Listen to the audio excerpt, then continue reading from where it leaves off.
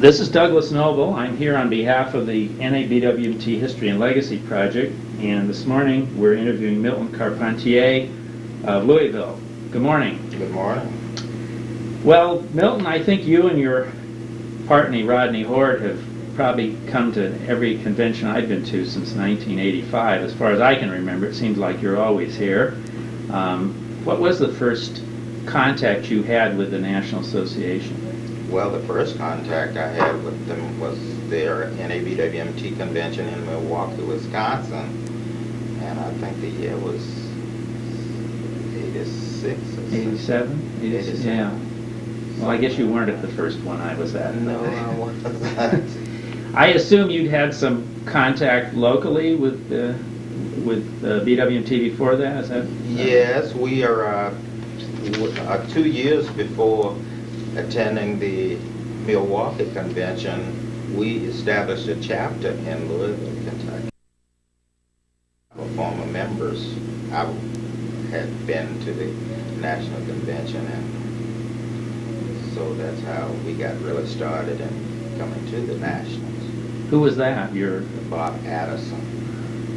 He was a member. He had been a member sort of at large, and he had been to the conventions, and he came back and decided he wanted to form a chapter in Louisville. So we all met in Central Park and went over discussions of everything and to get the word out that we were trying to form a chapter. And we had about 6 or 7 meetings before we decided to form a chapter there. How did you hear about it initially? Did you know Bob, or was there an ad? I knew Bob through the gay and lesbian work in the city of Louisville. He was president of our gay and lesbian pride committee.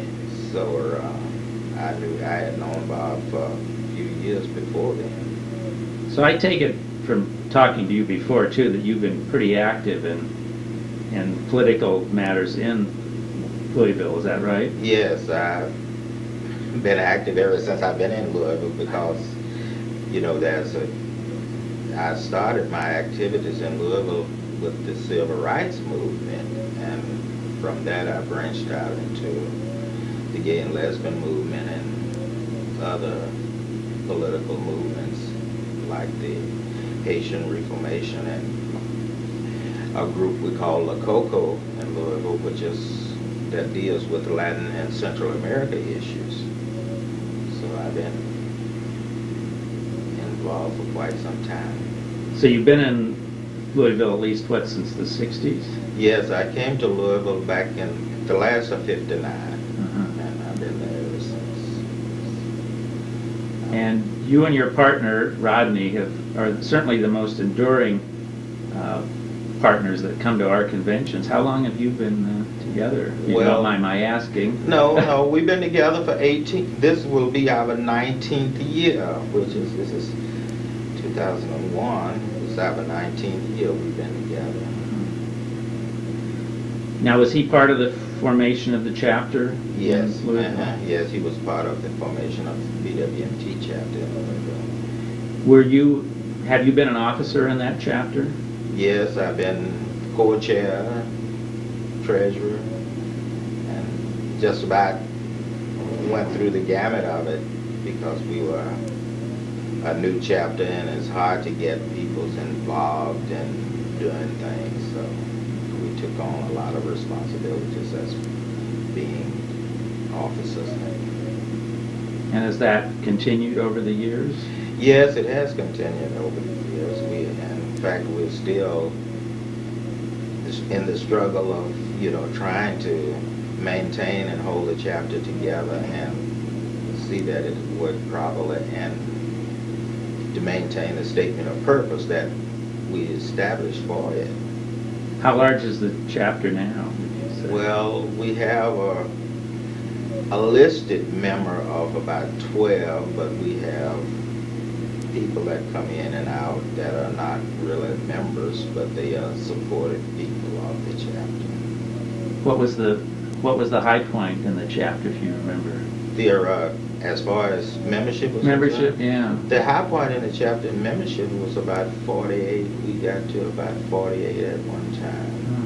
And as any organization, people break off, job transfers, and just a lot of other things that cause them to move on to something else.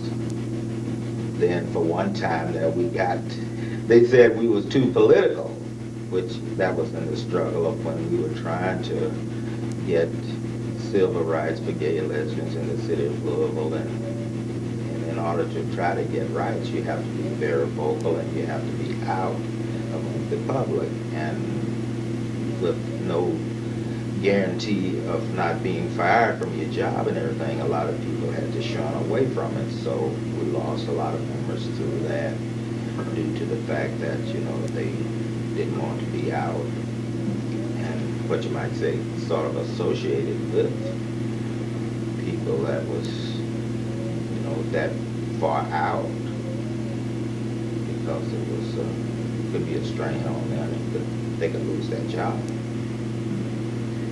Now, you'd obviously already been in an interracial relationship when the chapter began. What was the first meeting like? Was it just more of the same for you, or was it sort of a No, even revelation? even in a relationship, I had been in a relationship, but even in trying to form a chapter, it's altogether different, because you have to explain to so many people that even though you are in a relationship, it's not really what the chapter is about, as far as, just you have to be a couple to be in it. And that takes a lot of doing, and plus you have to explain to some people about what the statement of the purpose of the chapter is, because a lot of them think it's like a couples club, and you can find a relationship in there, which it's really not completely that, but relationships are accepted and everything, but you don't let it get between you and the statement of purpose of the chapter. What, now you said Milwaukee was the first convention you attended. What caused you to come to the NA the first time?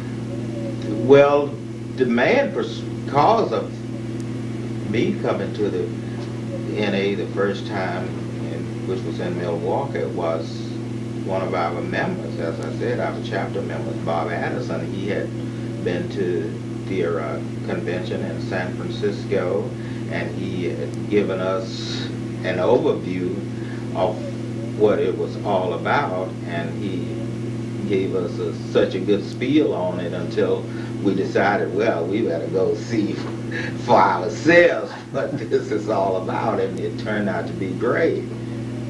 What was your first impression of a national convention as opposed to your local chapter? Well, my first impression when I got there was, I was a little sort of disappointed, because working in the gay and lesbian community in Louisville, it was mostly sort of a political thing, and there wasn't too much, what we might say, close camaraderie as there were at the national. We would go to the meetings and it was business at hand. It wasn't a lot of socializing. And when I got to the national and I saw all the socialization and everything that they was doing, I said, well, this is great, And then after finding out that there was a lot of work to be done also, it was even better. Now that convention you went to, the first one, was probably the most uproar of any convention we've ever had. Do you have any recollection of the name change debate at that convention, and how did that affect you? Well, I had a lot of recollection of the name change convention, because we had talked about we had thrown out a lot of names at our regular chapter, and I had always been set my mindset of just BWMT, and we had members in our chapter that wanted to, different name changes instead of just BWMT. But when I got to Milwaukee and I saw this, I sort of shunned away. I said, oh, this is really getting to be powerful and everything, and I didn't know whether I really wanted to be a part of it or not, because there was a couple of members in the national that was on the board of directors had a meeting with our group because he was for a name change, and he took us up to his room and gave us a discussion about it and everything, and he thought it would be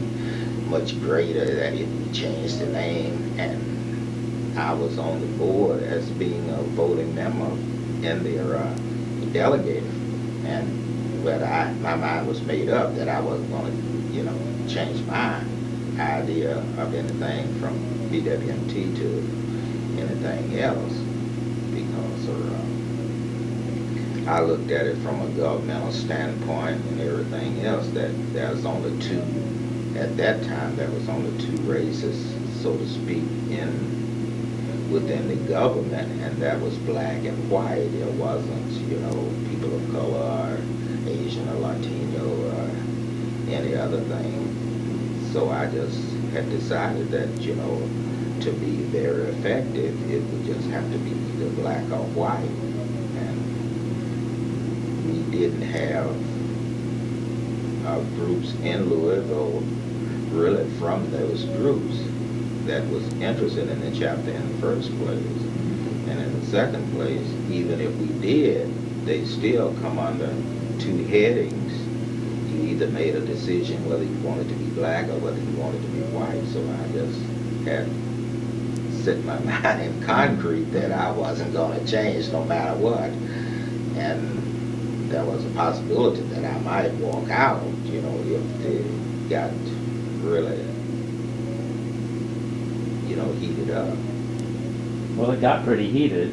Yes, it did. It was a really heated, discussion, but within their framework, there had been other discussions and workshops before that sort of eased my mind about, I didn't know whether it would be a lasting scar or what with a lot of the people that was against the name as it is, or whether they wanted it to change. So I sort of felt uncomfortable, but then I sort of felt good that I knew that it was going to still be there.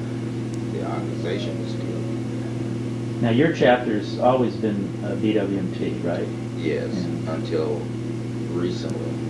Now, okay. We've changed our name because,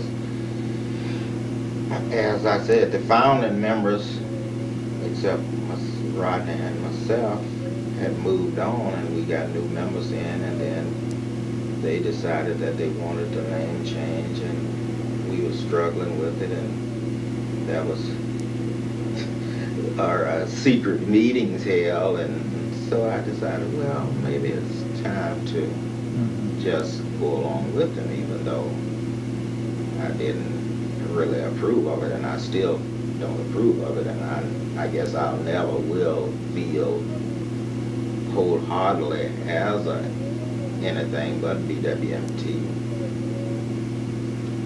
What do you think has happened on the national with the whole issue with the name change? You think it's just disappeared, or is it undercover, or what's your view of that? Well, I think it's still there, and it's sort of like something like a keg that's ready, that might explode any minute. It just takes a certain element of people to get there and get it going. I think right now everyone is sort of comfortable with the way it is, with the national being BWMT and chapters being able to, establish their own names, recognition. I think that has a lot to do with whether it'll remain that way or not. Now have you attended almost every convention since Milwaukee? Almost everyone except about two. Two.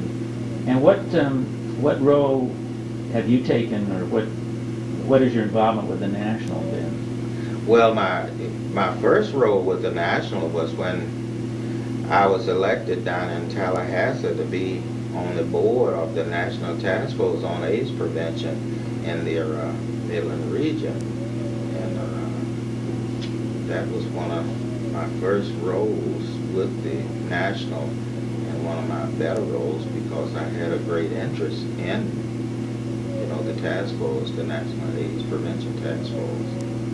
Who else was involved in that with you at that time? Reggie Williams was director of, sort of the director of it, and then we had James Creedle and a few others, John Tima, and quite a few others. That was, and Billy Joe, and that's quite a few that I can. Now that started in about when was that?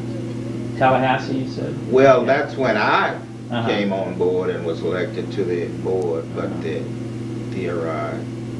Reggie and a few others had instigated the task force before then, but that's the time I came on board. What was the nature of your work on the task force? What things did you do? I distributed information out and took questionnaires and tried to get a feel of how much people knew about AIDS and within the Midland region, and in the Louisville chapter we formed questionnaires and was mailed out to people, and we went around to various places to discuss the AIDS project anytime and any place we could get a chance to do it. So your work involved more than just the Louisville area? Oh, yes. Yeah. Uh-huh. I had a lot of chapters in there, Cincinnati and up in Cleveland and Columbus, and worked with the Youngstown chapters and all. Mm-hmm. How long did that continue? Well, I was on that for 3 years. That continued for 3 years with me, and then the task force sort of broke away from the National and became an entity of itself. Then that's when I sort of severed the ties with it, because it was working out of San Francisco, and it was mostly a West Coast thing at that time when they did. And then I joined the Kentucky Minority AIDS Task Force, and I just rolled over the information and everything that we had there with the Kentucky minorities, because at that time the Kentucky minorities didn't have a gay liaison to their task force. So I was there, what you might say, a token, Yeah. Which turned out to be real great. It worked out real well. Everyone was real complimentary, even though there was a lot of frowning and heartaches and headaches and everything, and they hate to see you come, but it all worked out fine. You were the only non-straight person there? Is that? Yes. Yeah. But I looked at it, I let it be known, because within the regulations that we had in the task force, we had to have a gay person in there. But the work that I did, it really didn't matter, because I did a broad range of work. I didn't just work with the gay and the lesbian community. I worked with the community as a whole, and that worked out real fine. What other involvement have you had with the National? Well, about the only other involvement that I had is doing letter writing campaigns on various issues that dealt with their when they had the March on Washington. I did a lot of work there through the chapter in Louisville, and that's about it. That's really sort of a standout thing. Well, now you've been a delegate though to the House of Delegates each. Oh, yeah. Most of the years, Most right? of the Yeah, years, yeah. I've been there because we are, as I said, we are, our organization is not very political, and being mostly the one that's political on there, they always elected me to be their delegate and to be their spokesperson, and which I enjoyed very much, and I still enjoy it very much, but it's time to, you know, for new blood, to new younger people to get involved. Are you a delegate this year? Yes. You are. Yes. What do you have any? And I don't know if you want to maybe go year by year or just pick something out. Do you have any particularly memorable moments from the conventions you've attended, or in addition from the House of Delegate meetings that you've sat in? Or do some things particularly stand out in your recollection? Well, most of the memorable moments that I have is actually it started with my first one, and our first a meeting. One of our members decided they wanted to become a delegate to the House of Delegates, and This was a meeting in Louisville before you came? no, this was a meeting in Milwaukee. When we got here, we had delegates. We had delegates that was attending the meeting, Oh, and then all of a sudden, someone persuaded one of our delegates to run for the House. I see. And then this was a magic and a great moment for me because we did a lot of campaigning differently from all the other people that was running for office, because at that time it was a lot of people, you know, coming forward to run for the House of Delegates, where it is now. For the board, you mean? For the board, right. For the board, right. And within this board that he was running for, one of our delegates, that was about maybe 6 or 7 people running for the same position, so we had to do a promotional stunt, which that was just right down my alley because I like to get involved like that. And we did a lot of back postering by carrying signs on our back and everything, to try to get our candidate elected. Now, was that David Lott? Right. Yeah. Mm-hmm. That was when he was elected to the board. Right. But Bob Addison was also the treasurer, wasn't he? Yes, he was the treasurer, but that was sort of a different post than everything, and we was trying to get quite a few of our members, since we were the new kid on the block, so to speak. We were trying to get a lot of attention from other people and other delegates, and we sort of had a challenge with mostly New York, you know how they are and everything. So Well, how are they? Well, they are great. They are fine, and they are a political entity, and we felt that no one can be Kentucky as far as if you want a challenge, political challenge especially, we would be able to do that. And it was all in good fun and everything, and it was really great. I enjoyed it. Have you ever considered running for the board yourself? No, I haven't. Why not? Well, for one reason, my attention spring is sort of short. I mean, I like to get involved in politics and everything, but I come to a point that when there should be, people really should know what they want to do, and without a lot of wrangling and deciding and everything, and I feel that I wouldn't be a good asset to be on a board like that. I would like to be sort of in the background and work from the background instead of being out front there. What other memorable moments do you have from conventions? Or would you like to go year by year and say what you remember most from each one? What would be easier to do? Well, it's kind of hard to say. I have to,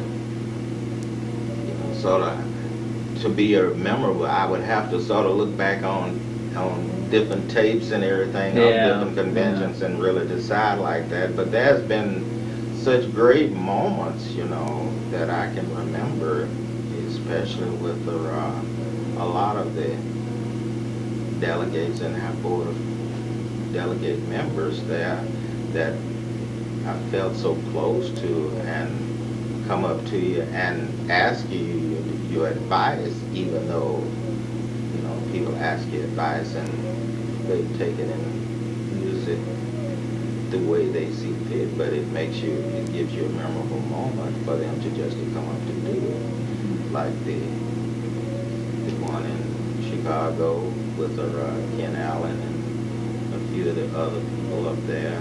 They would ask you advice on a lot of things, and how would you like to see a board run, and how would you like to, and Paul Sears, and how would you like to see things worked out as far as talent is concerned. Just an enormous amount of things. But my most pet thing are their political action part of it. I'd like to get involved in the political action part of any organization. And the great part is when to way the national do function by having parity within its ranks. Do you think the National has changed over the years in terms of how it functions politically? Oh yes, definitely. Oh, it has changed completely. It's sort of, to me, it has changed and sort of done nearly a 360, like just about everything else in the political arena and within the movements that are going on nowadays. It's changed. Could you explain how you mean? How has it changed? Well, it doesn't seem to be as tough. By that, I mean it doesn't seem to be as political as it should be, and it's sort of changed to more of a social entity than a regular educational political entity. In my eyesight, it has. Maybe because of my affiliation with other organizations, that causes that. Maybe I expect BWMT to be more upfront and more forwarding than it is, or than it should be. Why do you think that's happened? Why do you think it's changed and it's less upfront? Is it... Well, it's like anything else. It's after you get a certain